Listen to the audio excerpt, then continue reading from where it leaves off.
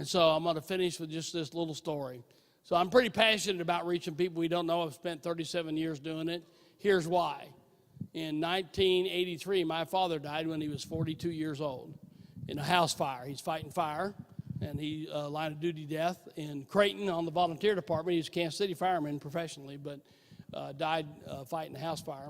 And so my dad never went to church, ever. I think he went to church 5 times that I know of. Probably it's more than that. But when he got married, when he baptized the 3 kids, because my grandmother made him come, and when I got married, he didn't come to church. He was not a Christmas Easter.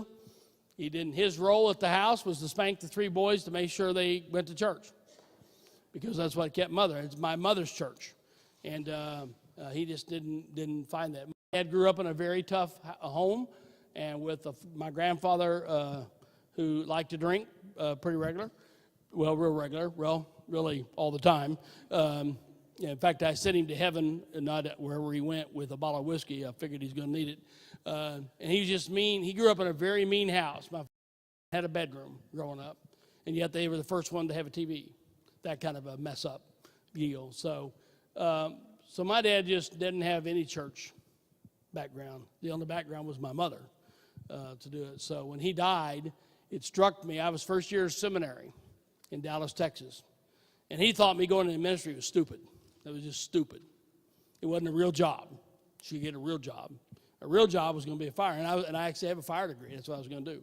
And I like that. But anyway, so I'm in seminary, come back from my dad's funeral, and I knelt down in a very traumatic moment in my life and basically prayed a prayer. It's the only time I really thought I heard the closest conviction of the voice of God to say, because I kind of asked whether I should even be doing this. I'm all of 21. And what I heard was, you need to get to church, not in these kind of words, but get the church out of the building. This is what struck me.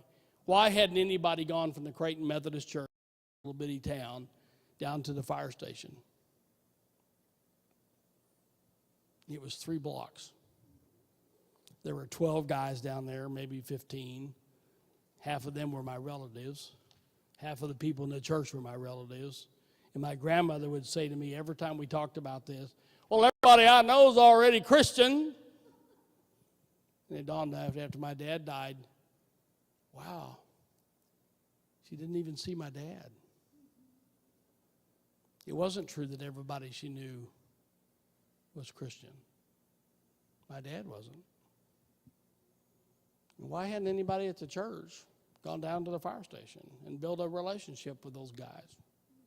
Now, I have a deep belief in God's grace and believe my dad's in God's arms. But I got a conviction that day at the same rail I was confirmed at that said, if I'm going to do this, I'm going to try to get my church out of the building and reach people like my dad.